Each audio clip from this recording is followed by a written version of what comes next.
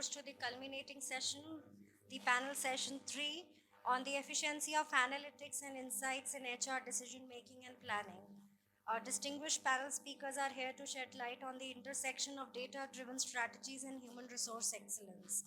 It gives me immense pleasure to introduce our panel speakers. First, we have with us Honorable Dr. Anuja Sehgal, ma'am, MC member, Noida Chapter IST. I request you, ma'am, to take the distinguished chair. Next, we have with us Senior Director HR Strategy, Mr. Shubhnesh Sharma, sir, at BBTN Technologies. Now we have with us Ms. Sunanda Rao, ma'am, Lead HR Professional at WTI Cabs, Career Coach and Magazine Publisher. Next, we have with us Mr. Abhay Kapoor, sir, CHRO, Culture, Technology and Transformation, Chief Human Resources Officer at Suzuki Motors Gujarat Private Limited. Sir has 27 years of experience in driving people strategy, process excellence, HR digitization. It's an honor to have you, sir, for the panel session. The moderator of the session is Mr. Shubhnesh Sharma, sir. Over to you, sir. Thank you so much. Need to re-energize ourselves. Can we have a good round of applause for ourselves first? Seems like everybody is attentive and they are listening to the conversation. Thank you so much. Really appreciate it. Wonderful. The topic of the conversation is already written here, right? I was a little surprised to see a word has been changed here. Efficacy nowadays efficiency, and there is a big difference between two words. Having said that, for us it is absolutely okay. We can still bring the twist, right? We are HR professional. Twisting the arm is pretty easy for us. We can do that. We were doing it with policies also. We'll do here also. Nothing great. So that I can increase the attention level, right? All right, good. So the topic is pretty clear here, right? Since morning we are discussing about AI, digital adoption, design thinking, right? And you see the implications also. Implications can be on both the aspects, right? When we are saying implication, there are good also, there are bad also. In HR fraternity, typically it is being said, whatever you want to bring, you please evaluate first and then bring it. And evaluation is not being done now, it is being done since ages, right? Be it any era. Whatever the changes you want to bring on the process side, those evaluations are keep on happening. HR is for sure. HR is bringing those evaluations to the management, presenting to the management. Most of the time it happens, everyone says, okay, good, you did good job, but we will not apply now. But COVID has changed everything.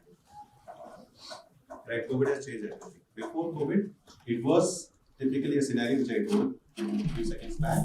After COVID, they are respecting, yes, something is being worked out. The report has been analyzed. The report is going to give us a good insight. Let's pay attention to it. And that's where prediction comes into place. It was there earlier too, but not being paid attention, not being discussed. Most of the time it is being discouraged because there were some certain set of people sitting in the boardroom deciding everything, right?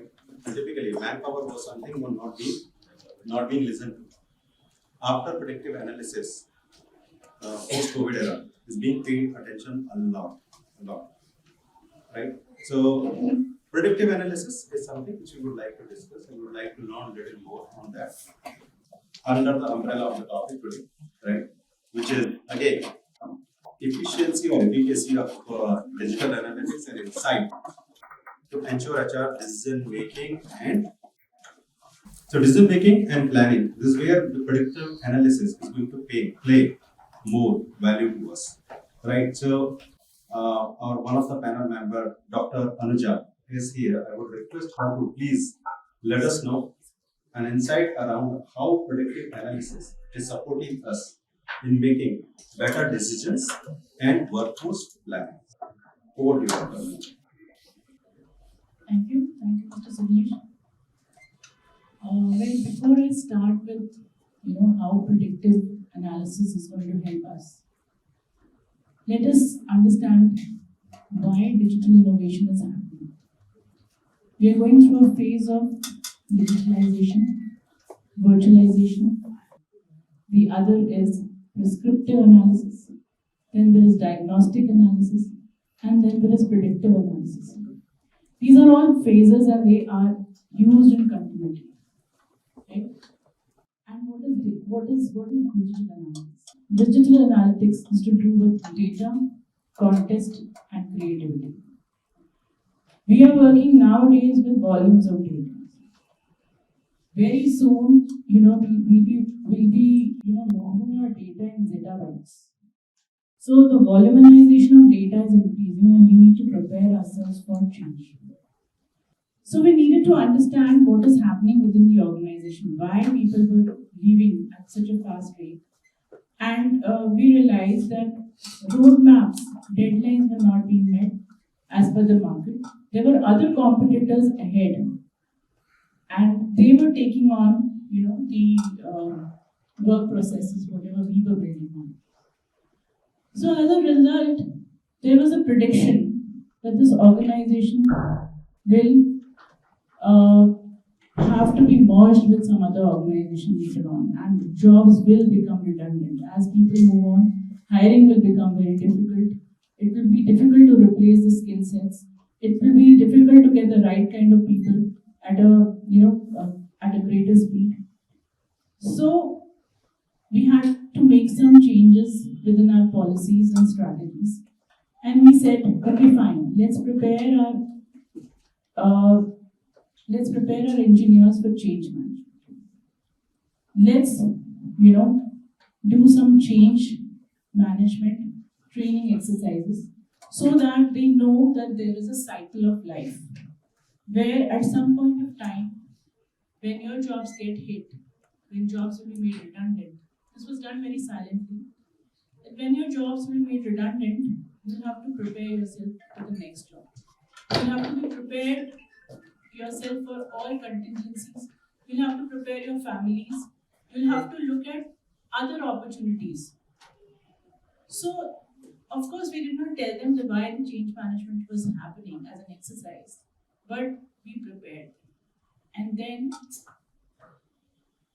very soon, they realized that some people's jobs were being redundant and they were made to get terminated with the organization. And it was done in phases.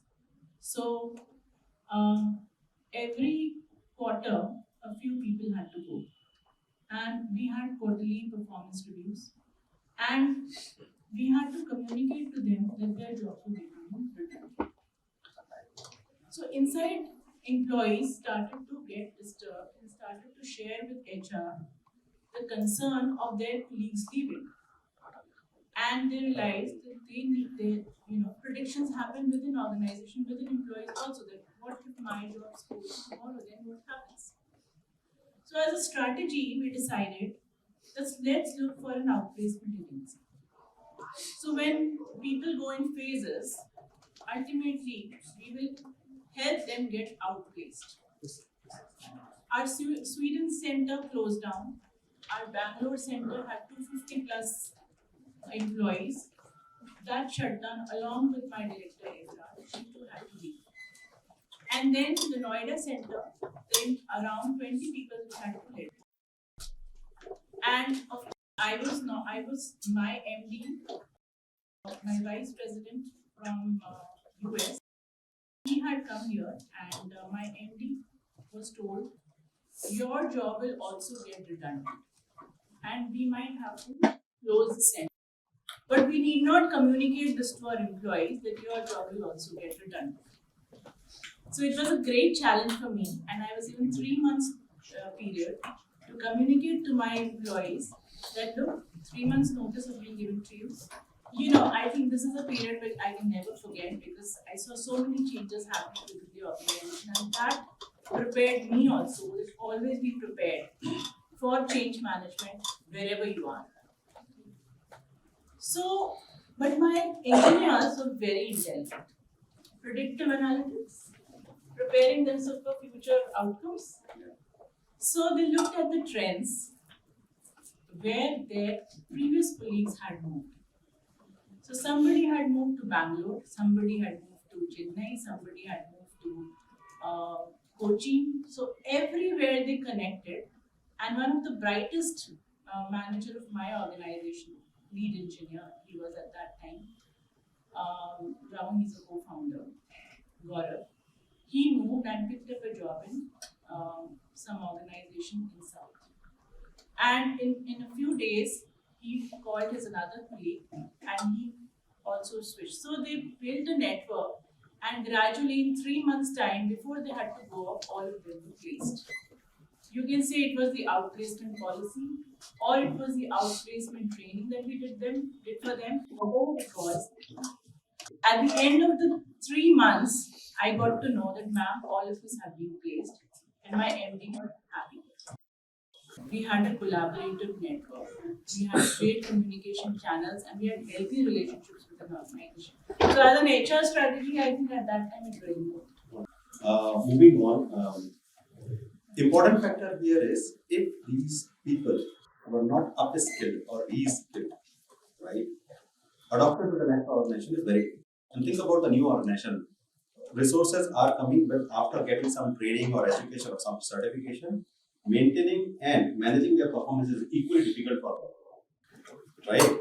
So I would like to understand from Mr. Abhay, right, how performance management can drive certain good results out of this AI, right? On top of it, if we leverage it for benchmarking exercise, where benchmarking can be achieved towards the performance management aspect, or similar